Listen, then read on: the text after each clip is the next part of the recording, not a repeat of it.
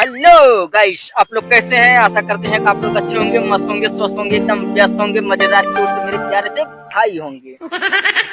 मैं अपना परिचय देता हूं भैया। अच्छा लगे अगर लाइक करिए, कमेंट करिए, चैनल को सब्सक्राइब करिए।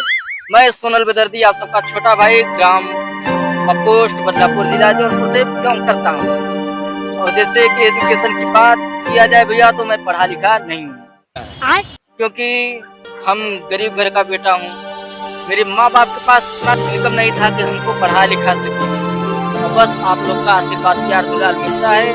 सोचा कि अपने भाई लोग के बीच में एक फर्स्ट ब्लॉग वीडियो लेके आए और भाई लोग खुद बताएंगे कि क्या करना है आगे चल के। बस आप लोग का सपोर्ट चाहिए, प्यार चाहिए, दुलार चाहिए भाई, और आपका आशीर्वाद चाहिए। और हाँ, हम जान रहे हैं भैया कि आप मेरा वीडियो देख रहे हैं। चैनल को सब्सक्राइब करेंगे, लाइक करेंगे और कमेंट करेंगे और अपने छोटे से भाई सोनल बेदर्दी का सपोर्ट करेंगे। तब तक के लिए bye bye, tata, love you.